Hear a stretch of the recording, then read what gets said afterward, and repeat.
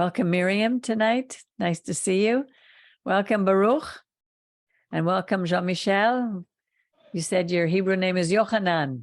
Yochanan Mikael. Yochanan Mikael. And Bala in Spanish is Bethlehem. And Yochanan was doing a little bit of a search of his family history, and it does come originally from Spain. Sephardic.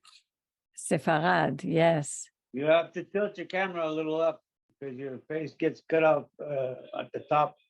There you go. Okay, thank you, Baruch. Not you, him. All right, so now Now I'm going to share the screen, and we're going to look at the reading for this week, which is actually a double portion, and it's called Tazria, Metzora. And Tazria is from, well, as we go, we'll see what it is here. I had quite a bit of difficulty with this portion this week because when we read it through, it's very dry and it's difficult to understand. And we have to turn to our sages to help us have an understanding of what these things refer to. Because remember, we're reading it in a way that it was for that time, and how we have to step back in order to take the teachings so that we can apply them for us today. And here it says, and the Lord spoke to Moses, saying, speak to the sons of Israel, Bnei Israel, saying, if a woman conceives and gives birth to a male, a male son, a male boy, she shall be unclean. The word is tamea. Tameh means unclean. But here it says, Deber el bnei Israel le'amor. And then Isha, the woman, ki Tazria, who conceives and then gives birth to a male, Zachar. It says, the tameh. Tameh, it's translated by unclean, but a better word is not presentable, because all these things are leading to those who could go to the temple or to the Mishkan, who could be presentable before God and who could not. In this case, if a woman gave birth to a male, she could not go to the Mishkan or the temple for 7 days. All the while she was having her menstrual flow, she shall be unpresentable. It's not that she's dirty. Today in the Jewish community, if a woman has her period, they think they have to stay away from her because if they touch her, she's dirty. But that had nothing to do with it in the Torah. It had to do with being presentable before the Creator. And we're not sure why exactly, but God has a much clearer spiritual understanding that we do. So she was going to shed blood for her 7 days. Here on the 8th day, the flesh of the foreskin shall be circumcised, which is his shedding of blood. Yes, Yochanan. My question is about the menstrual flow. Is it because the blood of the woman, maybe it's not the good times to have relation with that woman during that time? Yes, there was a reason for that. Women at that time had absolutely no rights. If a man wanted to be with her, it could be anytime, anywhere. She really couldn't speak up. And God is a merciful God, and he knows that women during that period of time are more sensitive. They are more hormonal, and they need a time away from the man. But they were living in a time of very deep idolatry and superstition. So there are many, how do I put it? Miriam, last week you explained it really, really well. Do you remember where Yeah. can you explain it, please, the way you did last week? You just muted yourself. And now it's unmuted. Yes. Okay, yeah, I'll try. They were surrounded by pagan nations and also the time in Egypt, etc. And some pagan cultures kind of, almost not exploit, but they consider sexuality with a woman during her flow as somehow, I don't know what the word is, but it's a time when they often choose to make love with the woman or whatever, have sexual relationships. And I think part of what God is saying about this thing, about her menstrual flow, as she's not presentable, is that not only is it a time to leave her alone, but do not do what the surrounding cultures do, and this is another way of separating Israel from its neighbors. I think that's what I said. I think Yes. Yes, that is correct. Yeah, and many of the idolatrous nations had a fascination with blood. They would drink blood, they would eat, pull out the heart and eat. And God was trying to take this Israel, this little nation, and take it away from all the idolatrous practices and separate us through various things, through the things that we would eat, the way we would dress, and through our behavior. And this was one of the ways of doing that, separating them. And here, the blood would be, in Leviticus later on, it would say the life of the flesh is in the blood, and that we were not to eat blood. And here, this foreskin of circumcision would be a sign that this child with the little shedding of blood would belong to God and the nation of Israel. It's quite similar to when a man married a woman, and if she was a virgin, which God wanted the woman to be a virgin, that first relationship, there would be a small shedding of blood, and that blood would show that she was faithful to her husband, that this was the first. In the same way, Israel was always to be faithful by like a cutting of the foreskin. There are many, many, many reasons for this, and which will be explained later on. But for that, we'll look at that another day. Now it says, for 33 days, she shall remain in the blood of purity, not touch anything holy, or holy in Hebrew is kadosh. Kadosh means separated. The word kadosh is an adjective. It's not a noun. It doesn't mean that the thing is so special and so above anything else, like a saint. It had to do with being set apart for a specific reason. And the things that she should not touch were in the temple or in the Mishkan, nothing that was set apart for God. She couldn't enter the sanctuary, the Mishkan, until her days of purification was completed. If she gave birth to a female, she had to be unclean for 2 weeks, like her menstruation period. But instead of 1 week, it would be 2 weeks. And for 60 days, you see, for the men, if she gave birth to a male child, she would separate herself for 33 days. For a female, it would be 66 days. She shall remain in the blood of purity, representing not only her time, but the future time of her daughter. It would be double that time. When the days of her purification had been completed, whether a son or a daughter, she shall bring a sheep in its first year as an olah, a burnt offering, and a young dove as a sin offering.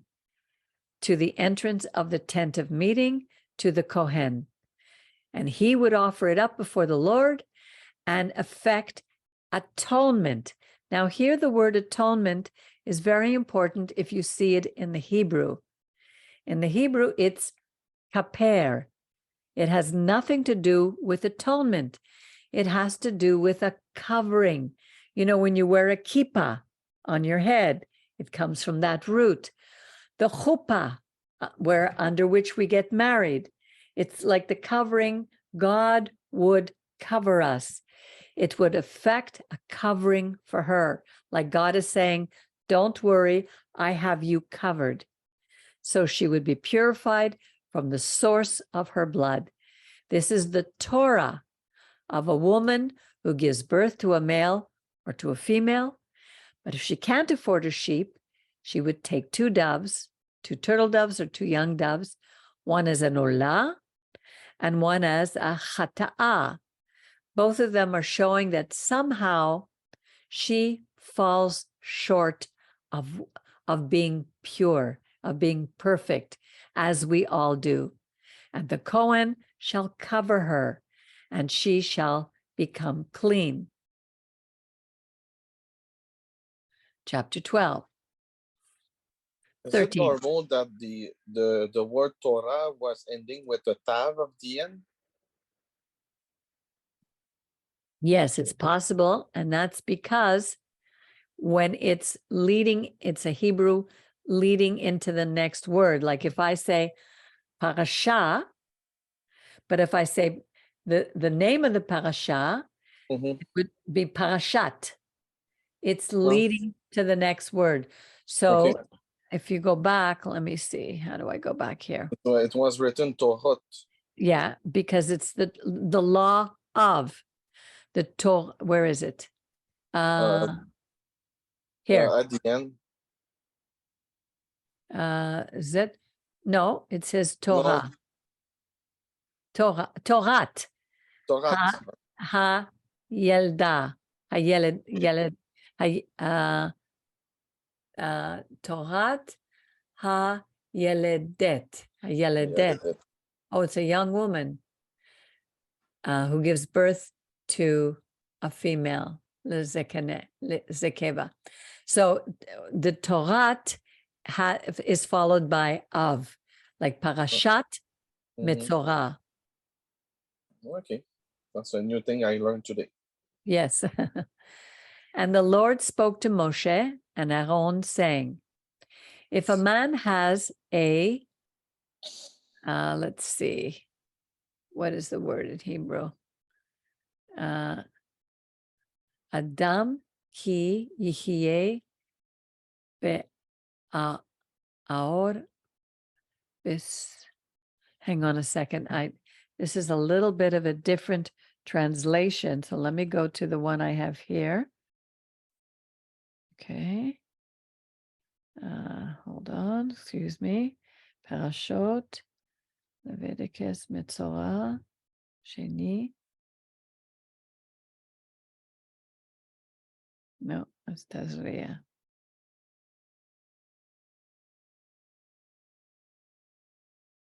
If a man has, it's probably a scab. Sorry.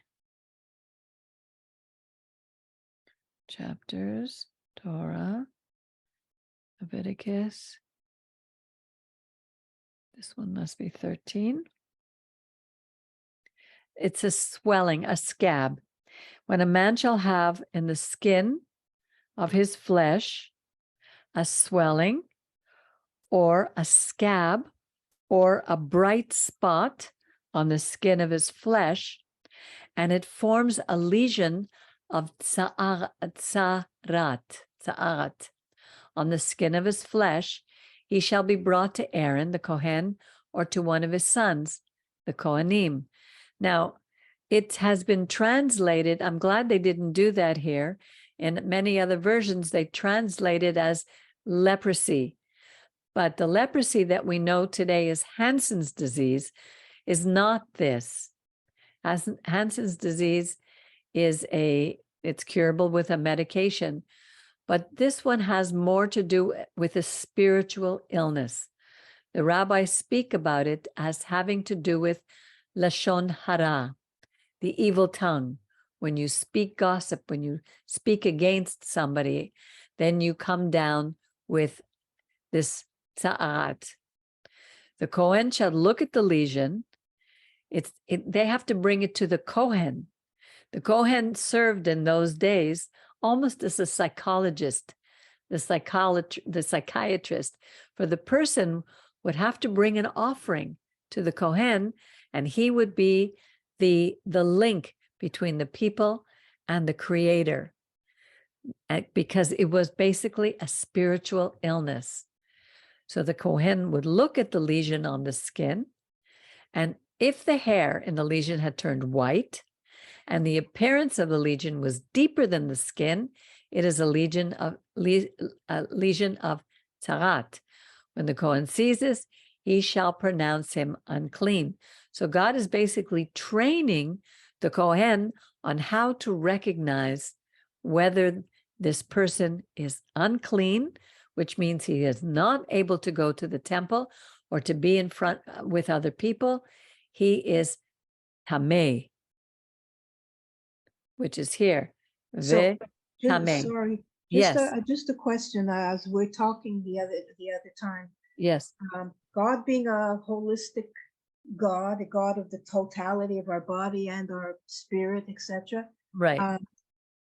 He's also being very specific about certain color of hair, etc. So I know it has to do with gossip, but it's also I'm not sure how to understand this. Like, I know in certain things on our skin there are different appearances of diseases that do have to do with hairs being white or not being white, etc. So I wonder how all that ties in. Like, it's not just arbitrary, like where it goes on. You know what I'm saying? Maybe part of the kind of physical manifestation of a person who's doing something wrong, like gossiping or talking about other people, is some of these appearances. You know what I'm saying? Yes, Like, it has to do also with it's a spiritual. Most of our spiritual diseases come from not trusting the Creator.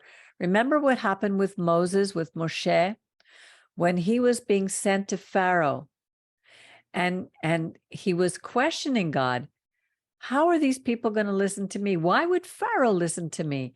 And God said to him, put your hand inside your cloak right. and pull it out. And his hand was white with tza'arat. Right. He didn't trust God's word. He didn't trust that God was going to do what he said he would do. And then he understood, and God said, put your hand back in, and it came out clean.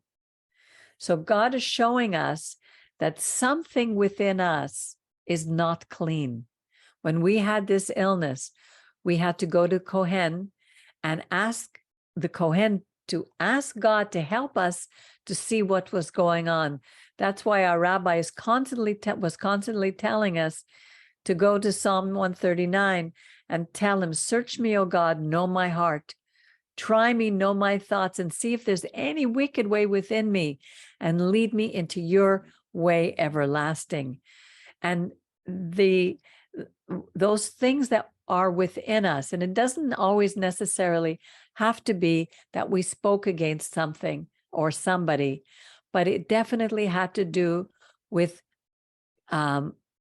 not being faithful to our Creator in some way.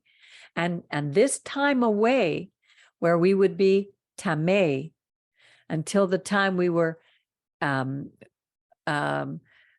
told by the Kohen, you are now tahor, now you are presentable, now you are clean. This time away was a time for us for introspection, for us to go deep within and find out what's going on. And this has happened to me many times. Very often when we're sick, we can't do anything. And that's a time for us to consider and go to God. What is going on? Why am I sick? How can I be healed? Okay, on the seventh day, the Kohen shall see him. And lo, the lesion has remained the same. The lesion has not spread. The Kohen shall quarantine him for 7 days. And I think it was also a quarantine more, not so much because it was so contagious, but because he needed the time away. He needed to know what was going on and to search deeply within. It may have had a double meaning. I just got the notice that now is the 14th day of the Omer. So we say, Baruch atah Adonai Eloheinu melech haolam, as-sefirat ha-Omer, and it's the 14th day of the counting of the Omer. Now, the Kohen shall see him on the 7th day a second time. And if the lesion has become dimmer and has not spread, the Kohen shall pronounce him tahor. He is now clean. He is now presentable. It is a mishpachat. Now, for me, that would mean he is able to come back to the family. Let me see. What verse is this? 6. If the mishpachat spreads on the skin, no, wait a minute. I never do it this way. This is very uncomfortable. Let me just go back up and see. This is chapter 13. Am I at chapter 13? Verse 5 is quarantined. Okay. Now, if the appearance, the lesion has not spread, the Kohen shall pronounce him clean. It is a scab. Oh, mispachat. It's not mishpachat, mispachat. It's a scab. He shall immerse his garments and become tahor. So he's got to wash the garments and he's clean. But if the scab spreads on the skin, after it has been shown to the Kohen for purification, it shall be shown to the Kohen a second time. The Kohen shall look at it, and the scab has spread on the skin. The Kohen shall pronounce him tameh. It is tzara'at. If a man has lesion of tzara'at, he is to be brought to the Kohen. The Kohen shall look at it, and behold, if there is a white, what is this? A white swelling, I think, a white lesion, something like that. Either it has turned the hair white, or there is healthy, living flesh in the lesion. It is old tzara'at on the skin of his flesh, and the Kohen shall pronounce it unclean.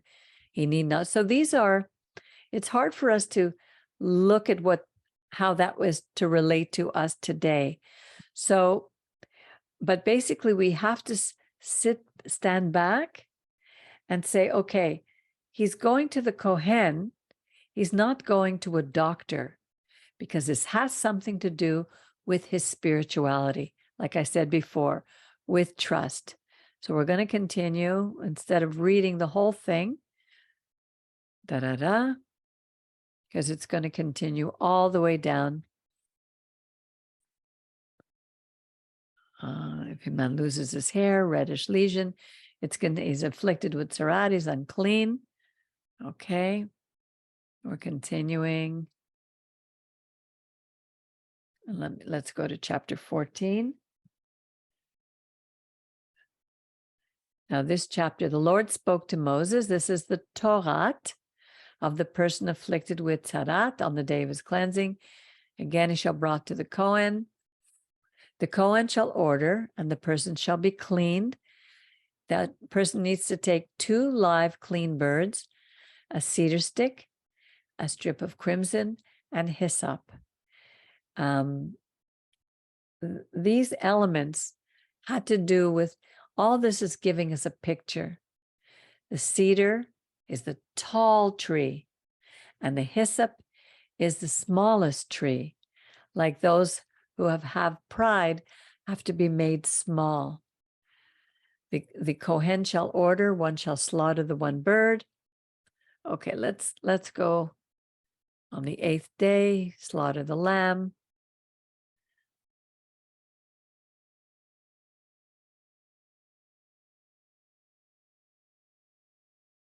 we're just continuing to, I'm just passing by because here it also had to do with what was in the house, how even the tza'arat could spread to the house, could spread to clothes, could spread to vessels within the house. And all of it had to be brought before the Kohen to render decision regarding the day of cleanliness, clean, and the day of unclean. This is the law of tza'arat. We're going to end with 1530. And this, now we come to the men who have a discharge. And again, the bedding has to be changed. Anybody who touches it is unclean. On the 8th day, he takes 2 turtle doves.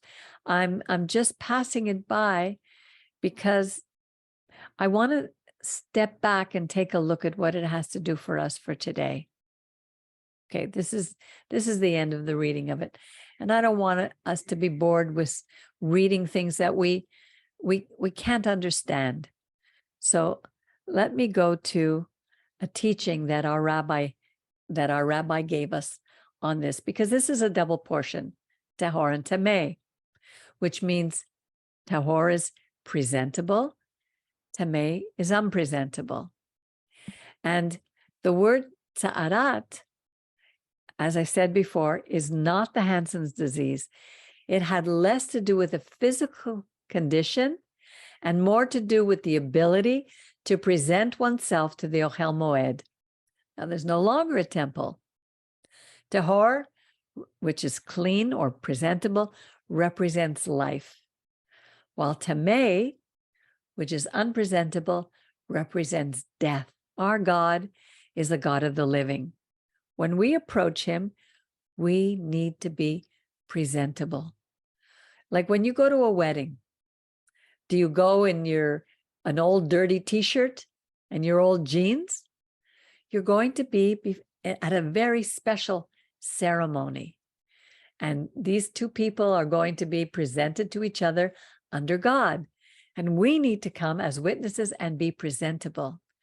So when there's an obstacle in our lives that do not allow us to present ourselves to him, we need to do something to correct it. Now, tza'arat can be thought of as something that destroys us from within. And we can't always see what it is.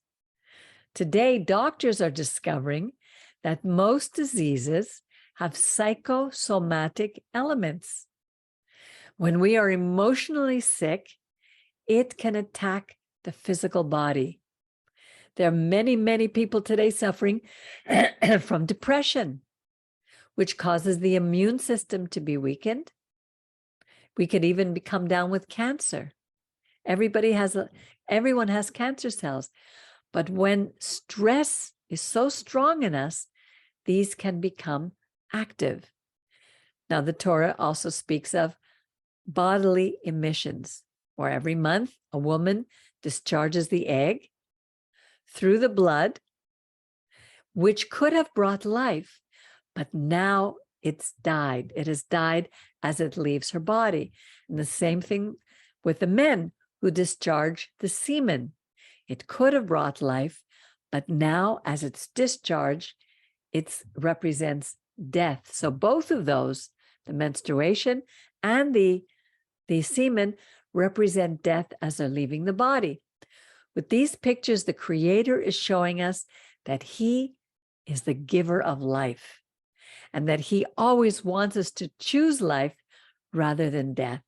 We saw that in Deuteronomy 30, where the Creator says to us, look, I'm offering you this day life and prosperity, death and disaster. And what does he ask us? Choose life. So we remember reading, I think it was in the book of Yaakov, in James. He talks a lot about what is the organ of the body that causes a lot of trouble for us? La langue, the tongue. It's a very small part of the body, but it can cause more damage than the atomic bomb. It's capable of lashon hara, which is the evil tongue, the bad tongue. Lashon is the tongue.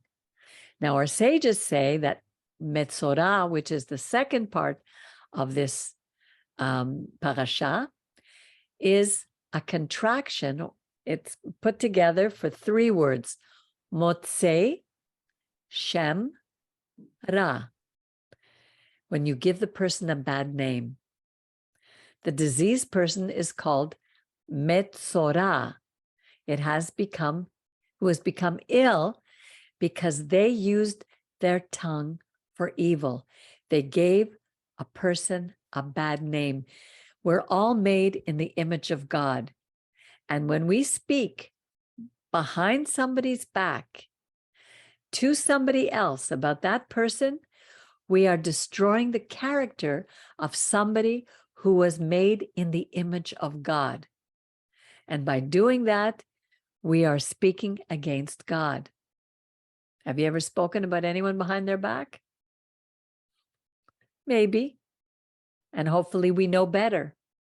But the truth is that we're human and we all have a tongue. And it's very hard to dominate this tongue. It's taken me years. My mother had an expression for me. It was called oif in Yiddish, oifen ling, oifen sing. From the lung, out of the mouth, out of the tongue. And because I always spoke before I thought. And then it was very hard to take back the words which I said. So we have to think first before we speak. And it's a constant struggle. And it's a continuous process of going from tameh, which is death, unclean, unpresentable, to tahor. And the process is called teshuvah. The process of teshuvah is we are acknowledging what we have done. That's the first step. A drug addict, an alcoholic, any addict will never be healed if they don't acknowledge that they have a problem. Then they have to go to someone who is capable of listening to the problem. We have to tell them to confess it. That's why we would go to the Kohen with the same tongue with which we spoke evil. And then we have to try to make things right in order to be able to approach the Creator.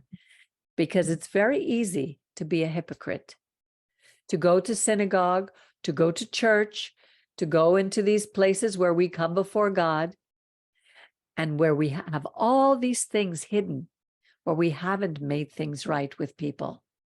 We might have come into the synagogue and 5 minutes before we were sitting in the car yelling and screaming at our mate.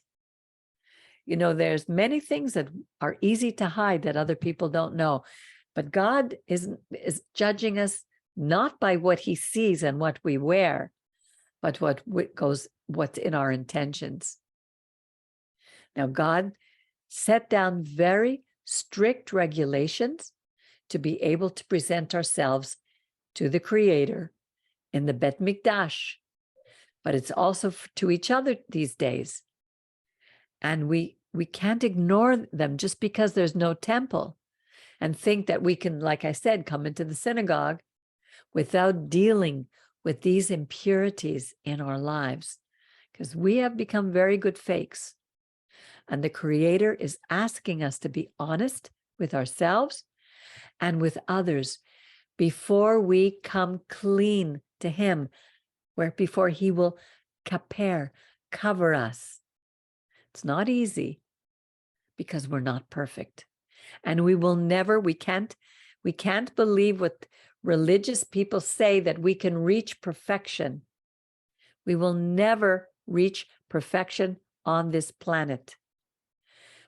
We have to accept that we are imperfect, and that makes it easier for us to approach our Creator with a heart that's humble, so that we can ask him for help and so that we can keep improving. It's like when we're walking with God, we're on what's called an upward spiral.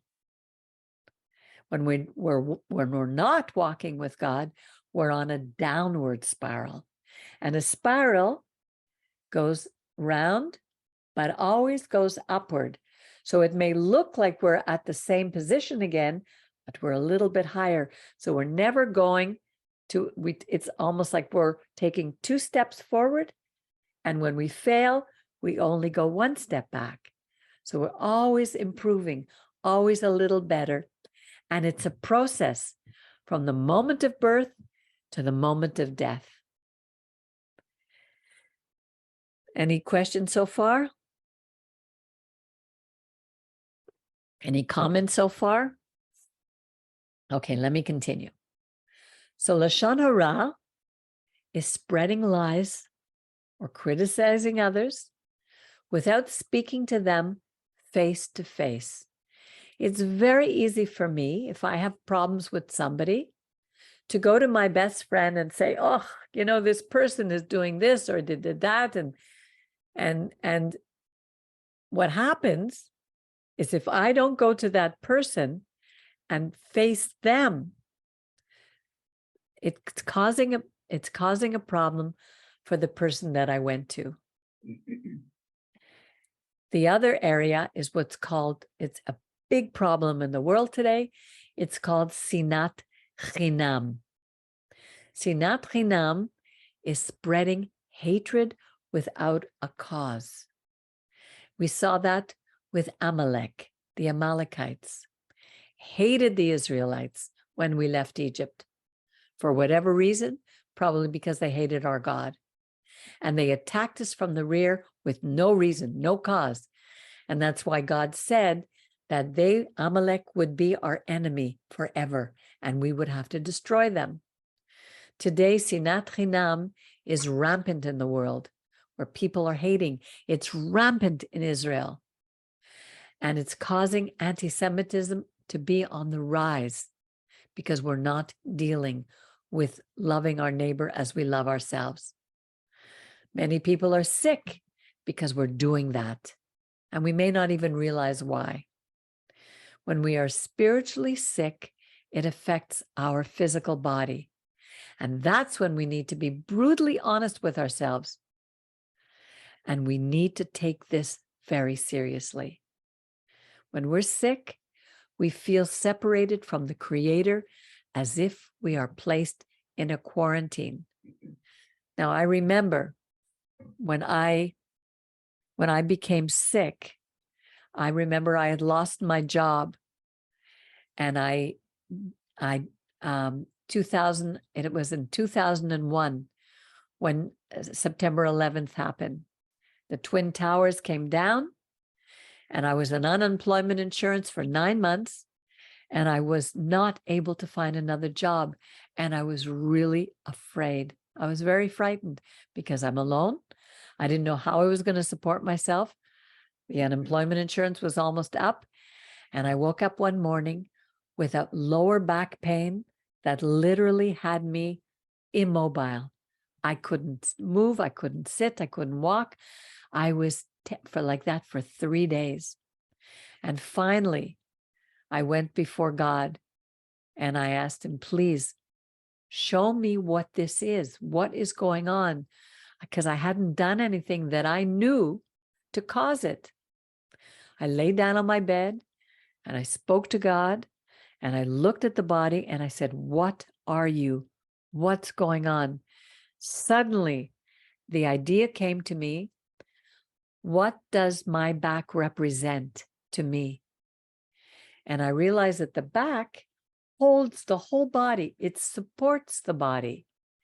And I was afraid that I wasn't going to be able to support myself financially. And I begged the Creator to forgive me because He is my support. He is the one who is in charge of anything, and I wasn't trusting Him. Just like Moses, who put his hand in here and it came out leprous. I had that back pain and I couldn't move, and God had me immobile. I didn't realize how much I wasn't trusting God. I asked God for forgiveness. The next morning, I woke up and the pain was gone. Within the next few weeks, I had a new job. So one of the things that we have to always look inside is before we approach the Creator, and as we approach the Creator, we need to deal with ourselves, because the healing won't come until we look at what is holding us back from having a tahor, clean relationship with Him. If we sin publicly, we need to make it right publicly. If we sin privately, we need to make it right privately. We can't hide from the Creator. So we need to ask ourselves, what is holding me back from being free to live? And do I know the difference between life and death? What are my own attitudes that are bringing death instead of life? Do I see the glass half empty or half full? If it's half full, I'm an optimist. And I'm flexible to confront living. But if I see it half empty, it means I'm negative and I'm inflexible, and that leads to death. So if we see something bad and wrong in everything, and we're so critical, and we're always worried about how is this going to turn out? Oh, how's that? What's going to happen here? Oh, our inner being becomes damaged. And it's not long until things will go wrong in our lives to the point of physical illness. Let's not think that there's any separation between our spiritual and our physical lives. Do we know that we can sometimes become really sick from these things that we're doing to ourselves? And that, I'm not saying that that always happens, because we live in this physical world and there are physical things that happen. But even our psychologists, the medical doctors will say that at least 85, and if not more % of our illnesses are psychosomatic.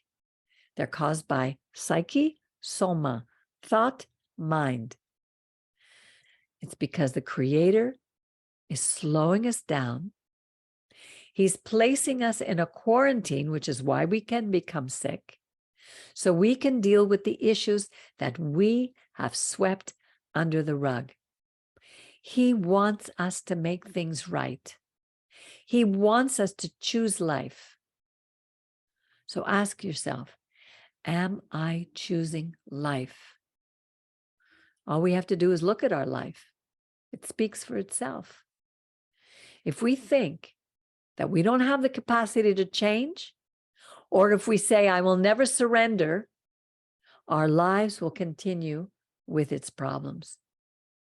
We need to learn to be flexible, to grow, to seek life and not death. And the steps, well, how do we do it? Number 1, acknowledge what we do. Acknowledge who we are. Number 2, forgive ourselves. Number 3, seek help. Number 4, learn from our mistakes. And number 5, do whatever it takes to make things right. The Kohen had to decide whether or not it was ta'at, because it was a spiritual problem, not a medical problem. So today, we have to search in ourselves. Have we chosen life, or are we choosing death? And as Psalm 139 says, search me, O God, know my heart, try me, know my thoughts, see if there's any wicked way in me that is grievous to you, and lead me in the way everlasting. You know, it's interesting. Sometimes part of what is so important to do is to look at certain things that we react to. Like, you know, I always repeat this, but the idea of fear, which I know very well. And when God himself, he doesn't just say things through the scriptures because it's poetic. It's for us, and it's for us to learn from. And when God says fear and love are not compatible, fear wipes out love. However, those verses He's are. But constantly telling us, do not fear. yeah, I got it covered. exactly. So I'm Yes. saying fear is not from God. No, Now, some of us who have experienced fear or go through it periodically, whatever, just to know that that's not from God means it's not insurmountable. Because exactly. when you're submerged in fear, it's one of the worst things that perpetuates the fear is the idea that it's insurmountable and that There's it, one thing, you know, yes, there's one thing to ignore the things that we should be fearful of, because yeah, that, that's, yeah. exactly. But there are many things that we're afraid of that there's nothing we can do about it. Like right now, I got 3 or 4 texts from one person today panicking because the news was talking about how there's flooding in Quebec. Then there's flooding all over. And it was almost like she was going into a state of panic. Now, she lives in a place where there's never any flooding. I don't have flooding here. I'm on the 2nd floor. She's on the 2nd floor. And so, yes, if you live in a place where you know that there's flooding, you have to take precautions. And if you're afraid of flooding, you move. Get away from the places where there's flooding. And I got another call today, almost also somebody in a panic about, the government workers are on strike and how am I going to do this and how am I going to do that? And what can I do about it? I can only do what I can do without panic, without fear. I constantly have to be ready to be wise, to take the steps that I need to be safe. But fear should not be part of our lives, and doesn't mean that I'm not afraid, because stress is normal, it's natural, and God gave us fear for a reason. But there's anxiety, which is a fear in a different form, and that doesn't always have a visible cause. So when one experiences that, and you know that this is coming from something in your past or whatever, it's something that is not like a tiger and jumping on you or something. So it's Exactly. something that you could say this is not from God. Exactly. God, you can ask God to help you to come to the source of it, whatever, but it's not something that God wants. It's not something, it's something that you could say it's not of God. Yes. You don't have to accept it. I know that sounds simplistic. No, you but don't it's have true. to accept it. These things are simple. They're not easy, but they are Yes. simple. I got a call from a young lady who said to me, I had a panic attack. And it's the first time I've had a panic attack. And I said, I had one panic attack in my life. I said, would you like to know how I handled it? She said, yes, please. I was on my way. I was going to a Messianic conference, the first by myself. And I got on the plane. I was sitting in the seat, and suddenly I had a wave of pain shoot through my entire body. I broke into a cold sweat. I couldn't move. I didn't know what to do. So I just closed my eyes. I started to breathe, and I started to sing the song. It was a Messianic song. It is good to praise the Lord, to make music to your name, O God Most High. There were 3 verses and 3 choruses. And I don't know what put that into my head and why I thought to do that. But in my mind, I just started singing that song till the very, very end of the song. And when it finished, the panic attack was over. It was just gone. So we don't always know why something's happening, but we have to redirect the fear toward God, and He will take it away. And it's a constant battle that we have every single day of our life. And it's part of choosing life and choosing death. What are we choosing?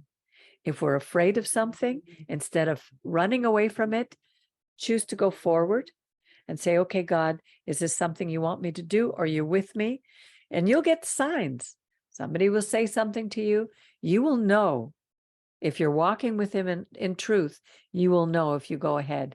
How many times have I wanted to quit being the leader in this congregation now that our rabbi passed away?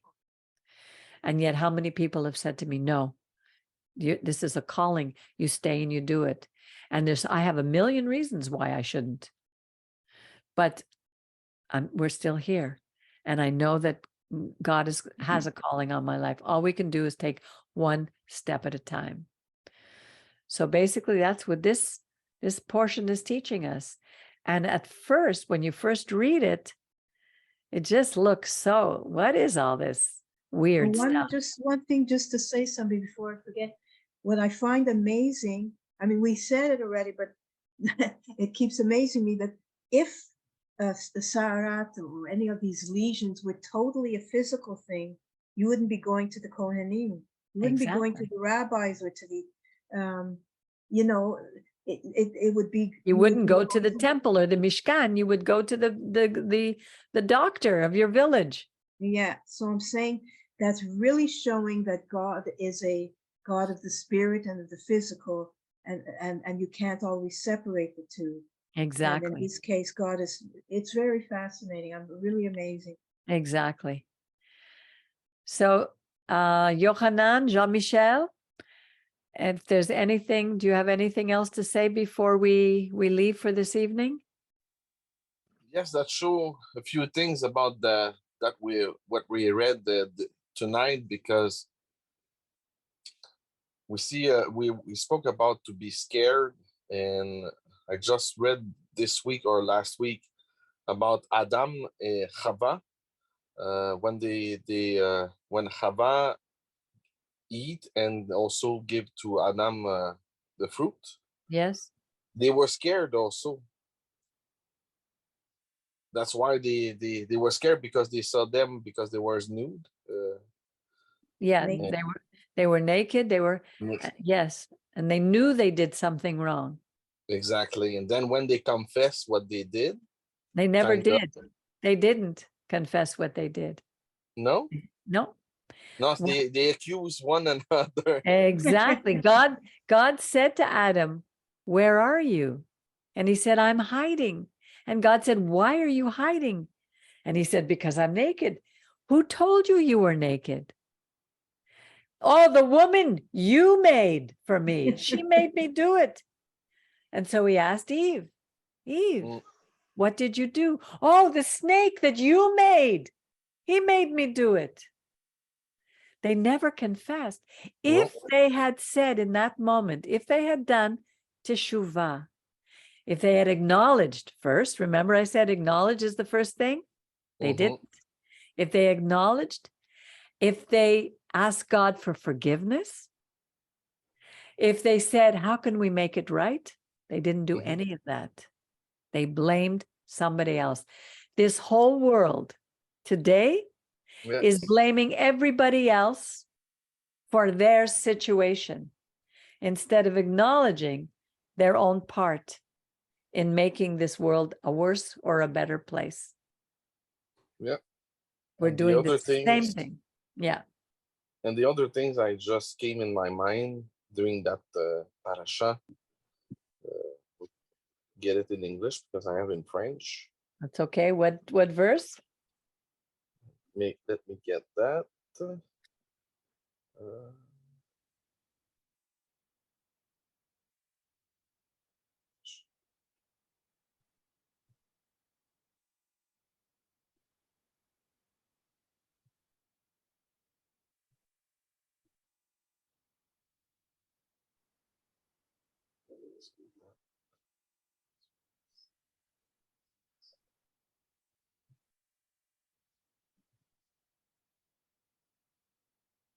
That says really something deep.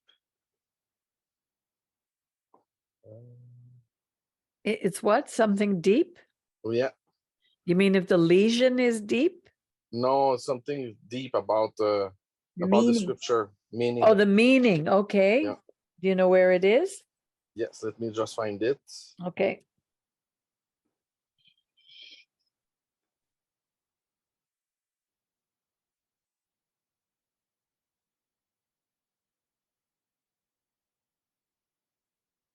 Okay. So this. It says, but seek ye first the kingdom of God and his righteousness, Oh, you're and all, talking. and all these things shall be added unto you. Oh, that's in Matthew. Yes. So Okay. if you seek his thing, you will have a better things come to you. You know, it's very interesting about that verse, Jean-Michel, because I remember before I became a believer in God, I was visiting somebody's house. He was a channeler. He did seances. He would receive messages, and he had a Bible. And the only time I looked at the Bible was when I would open it up on any page and see if there was a message for me. And believe it or not, that's what I opened it up to, that verse. Seek ye first the kingdom of God, and everything else should be added unto you. And I remember sitting there and writing it out. And I put it up on my wall, and I kept looking at it. What does that mean? I kept asking, what do I seek? What am I looking for? And God was faithful. Seek first his kingdom. I love the Sermon on the Mount. It says to look for his righteousness. Yes. So what is the righteousness for me? Before I was a Christian, and now I should say I am more an Israelite. Okay, good. Because I choose to follow Torah. Yes. And the Torah is the righteousness of God. Exactly. Good for you. And Torah brings to life. Torah brings life. It's a light. And this is what we were formed as a nation of Israel, to be a light to the nations, all the nations. And believe it or not, it even includes the nation of Israel. Yes, that is correct.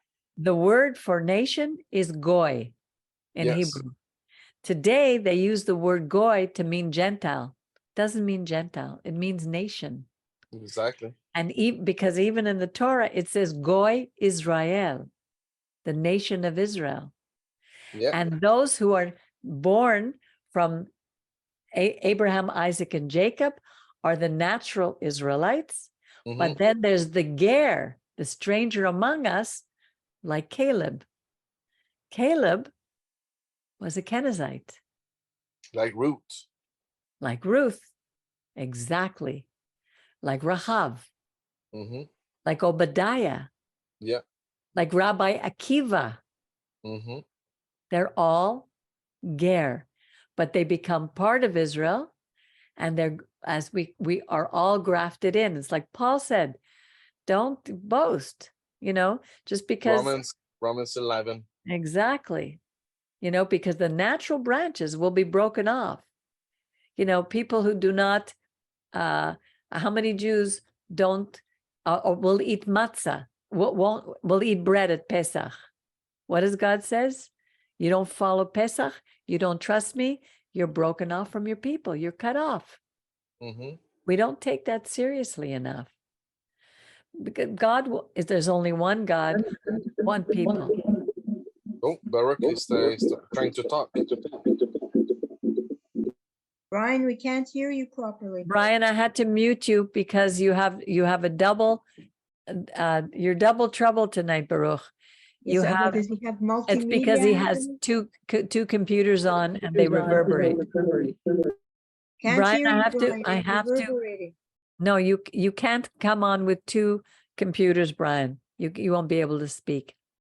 Anyway, I think there's nothing more. Was there anything else, Jean-Michel, that you wanted to say? And also the cleans.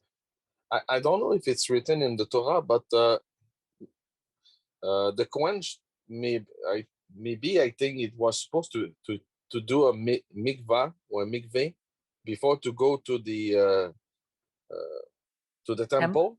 Yes. He didn't celebrate the Passover. That's okay, Brian. It's okay. Yes. And I think as we are like it's written in some scripture, that we are the temple, that we need also to be cleansed. We need to cleanse ourselves to go to Adonai. Well, this cleansing is searching our hearts. Exactly. But there's always a physical reason. Remember, they were living in the desert. They had no showers. They had no baths. They must have smelled terrible.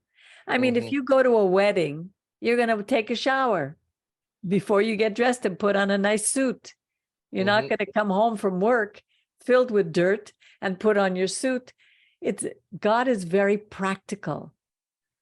We give too many spiritual explanations for something that were very practical in those times. And for us today, that's what we do. Before you get dressed to go to synagogue, you take a shower, you make yourself presentable before God. You're going to meet the creator of the universe. And that's why they did that. The mikvah was because they had no baths. You It's know, very- also the mikvah was also doing with a spring, something of water is continually running. Yes. It has both spiritual and physical aspects, for sure. Yes. Yeah. Well, I want to thank you, Jean-Michel. You are certainly welcome anytime. And we will stay in touch. Baruch, I'm sorry that we couldn't communicate better, but next time I think you need to come on with just one speaker, and then it'll be easier. Miriam, again, thank you. Your input is always greatly appreciated. And I'm sorry that Jerry was not here tonight, but we will be speaking to him. So I want to wish you from Wednesday night, we wish you a Shabbat Shalom. Next week, we're going to cover Acharimot. And, but I look forward to seeing everybody on Shabbat. So good night. Thank you, Peggy. Lahitraot, Laila Tov. Laila Tov. Tov. You're very welcome. It's a joy.